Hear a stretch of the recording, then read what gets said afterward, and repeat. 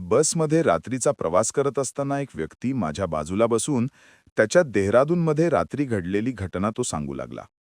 ती अशा प्रकारे: देहरादून डोंगरांच्या कुशीत विसावलेलं, शांत, निसर्गाने नटलेलं शहर.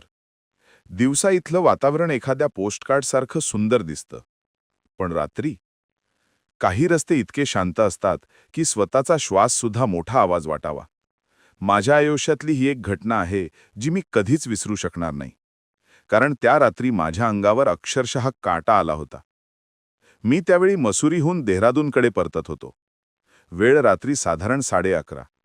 हिवाळ्याचा महिना असल्याने थंडी जबरदस्त होती. रस्ता नदीच्या काठाने वळणे घेत खाली उतरतो.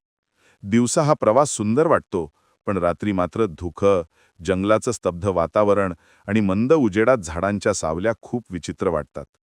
मी एकटा होतो. गाडीचं रेडिओ बंदच होतं. नुसत्या इंजिनचा हलका आवाज आणि रस्त्यावरून फिरणाऱ्या थंड वाऱ्याचा स्पर्श. सारं काही शांत. गाडी एका ठिकाणी उतराईवर आली तशी अचानक खूप दाट धुकं समोर उभं राहिलं. मी वेग कमी केला. काय भारी धुकं आहे, मी स्वतःशीच पुटपुटलो. पण त्या धुक्यात काहीतरी वेगळंच होतं. ते अचानक कुठून तयार झाल्यासारखं दिसत होतं. 2 सेकंदातच माझ्या हेडलाईटसमोर काहीच दिसेनासं झालं. मी हळूहळू गाडी चालवत होतो. अचानक माझ्या डोळ्यांसमोर एक पांढरी सावली चमकली. मी ब्रेक जोरात दाबला. गाडी घसरत थोडी बाजूला झाली. माझं हृदय धडधडायला लागलं. त्या प्रकाशात मला एक स्त्री दिसली. लांब सडक केस, पांढरा साडीचा झळाळता कपडा, हातात काहीच नव्हतं. आणि चेहरा, तो दिसतच नव्हता. म्हणजे तिचा चेहराच नव्हता. माझं अंग सुन्न झालं. ती माझ्या गाडीच्या अगदी समोर उभी होती. पण प्रकाशातही तिचं अस्तित्व विचित्र दिसत होतं. जणू धुक्यातून बनलेला माणूस. मी गाडीच्या आतूनच किंचाळलो. कोण कोण आहात तुम्ही? ना आवाज, ना हालचाल. ती तशीच उभी.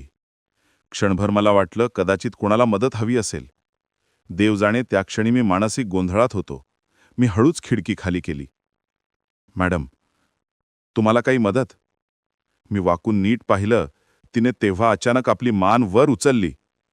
जिथे डोळे, नाक, तोंड असायला हवं होतं तिथे फक्त काळी खोलगट जागा दिसत होती. जणू कोणी चेहरा पुसून टाकला होता. मी लगेच खिडकी वर केली आणि उठून बसलो. माझ्या हाताचा थरथर ऐकू येत होता. ती स्त्री आता काहीतरी बोलत होती. तिच्या तोंडातून आवाज नाही, पण जणू माझ्या मेंदूला थेट भेडणारा, थंड फुसफुसणारा संवाद. मला घरी पोचव, मला घरी पोचव. मी डरावलो. हे नक्की स्वप्न नाही. अंगावर रोमांच उठले. मी गाडी मागे घ्यायचा प्रयत्न केला, पण गाडी हलतच नव्हती. जणू कोणीतरी तिला जागीच पकडून ठेवलं होतं. त्या स्त्रीने हळूहळू गाडीच्या काचेला हात लावला. काचेला तिच्या स्पर्शाने बर्फासारखं थंडगार वर्तुळ उमटलं. मी डरावून ओरडलो, जा, प्लीज, मी काही करू शकत नाही, मला सोडा. तिचं शरीर मंद उजेडात हलायला लागलं. ती हळूहळू हवेत वर उचलली जात होती. जणू तिचं शरीर गुरुत्वाकर्षणाला न जुमानता तरंगत होतं. तिचे केस वाऱ्याशिवाय हालत होते. तिचं पांढरं वस्त्र टपाटप हालत होतं. तिने अचानक जोरात किंकाळी फोडली. एक कर्णकर्कश, भयानक, रक्त गोठवणारी किंकाळी. माझ्या कानात गूंज उठली. मला वाटलं की कदाचित मी शुद्धीही गमावेन.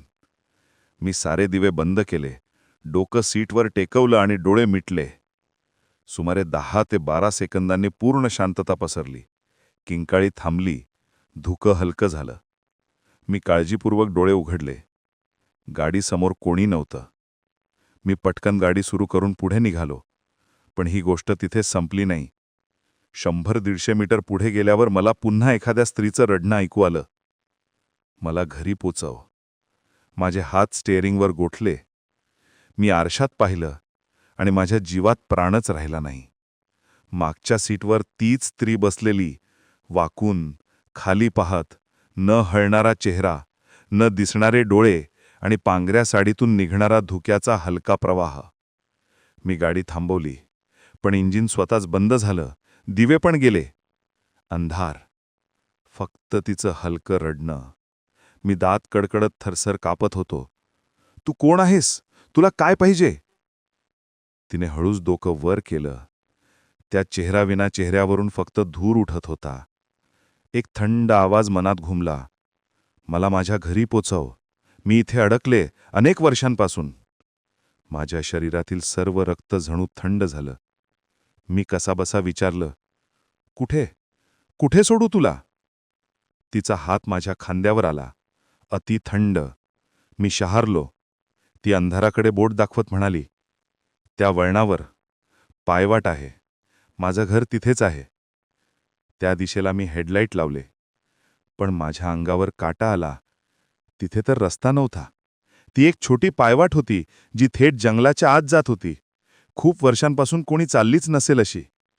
माझ्यात धाडस उरलं नव्हतं, पण तिला नाही म्हणायची ताकदही नव्हती. मी गाडी तिकडे वळवली. थोडं पुढे गेल्यावर पायवाट झाडांनी झाकली गेली. गाडी आत जाऊ शकत नव्हती. मी गाडी थांबवली. ती हळूहळू मागच्या सीटवरून उतरली. तिचं पांढरं वस्त्र जमिनीत हलत होतं. ती जंगलातल्या दिशेने जात होती. पण तिचे पाय जमिनीला लागतच नव्हते. ती हवेत चालत होती. मी गोंधळून घाबरून विचारलं, हेच तुझं घर आहे? ती मागे वळली. त्या चेहराविना चेहऱ्यावरून फक्त धूर बाहेर येत होता. हो, इथेच मी गेले. अपघातात.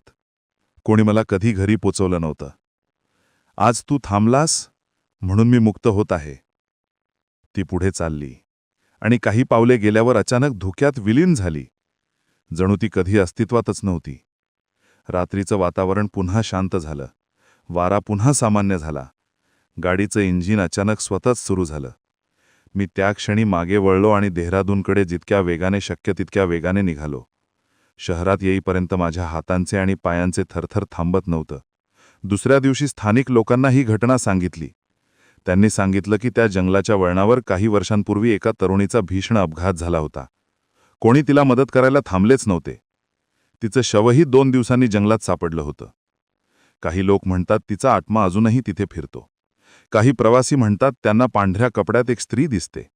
तर काही म्हणतात तिचं रडणं ऐकू येतं. मी त्या रात्रीनंतर त्या रस्त्यावर कधीच एकटाने प्रवास केला नाही. कारण देहरादूनच्या त्या शांत, सुंदर डोंगरी रस्त्यावर त्या रात्री मी जे अनुभवलं, ते आजही माझ्या अंगावर काटा आणतो.